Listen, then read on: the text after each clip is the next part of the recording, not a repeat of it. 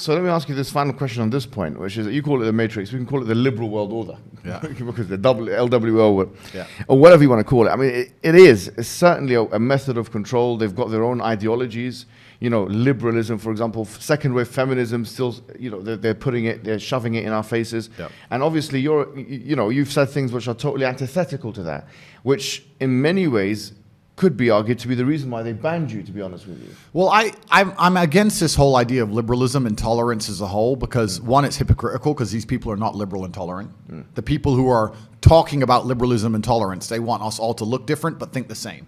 If you think differently, then you're instantly a bad guy, right? They love the idea of someone looking different so they can pretend they're diverse and tolerant, but they want you to say the same things and believe the same things. As soon as you step outside of their pre-approved script, instantly they're no longer tolerant and they're no longer interested in diversity of thought. So the first thing, it's very hypocritical. And secondly, I've learned in life that the easiest way to get people to accept bad things is to do it with a Trojan horse. You find some way to disguise it. Even the Senate does this. Even governments do this. They'll say, you know, the green bill, this is to save the environment. And then somewhere on page 84 will be this little code about giving them all a pay rise.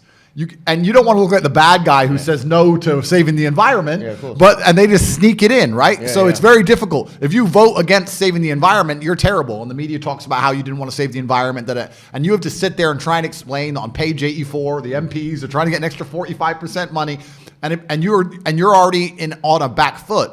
And this is how they do it. They do everything with Trojan horses, and it doesn't matter what you want to name, even agendas that are pure of heart, simple things. They end up being weaponized and Trojan, like you just said, second wave feminism and liberalism, all this crazy stuff. But the number one most dangerous one is this idea of tolerance. To sit and talk about being tolerant sounds like such a good thing that it's very difficult for someone to sit and say, no, I am an intolerant person. Now you look bad. But when they say tolerance and push tolerance to the point where absolute degeneracy must be accepted, that's the point, yeah. Then you're a better person to not be tolerant. You can't be tolerant of degeneracy. You can't be tolerant of your own children seeing things they shouldn't see. You can be tolerant of the destruction of society. If they're going to sit here and say that, no, tolerance is the best thing ever, and then Trojan horse it and destroy the way humans interact, then I don't think tolerance is a good thing.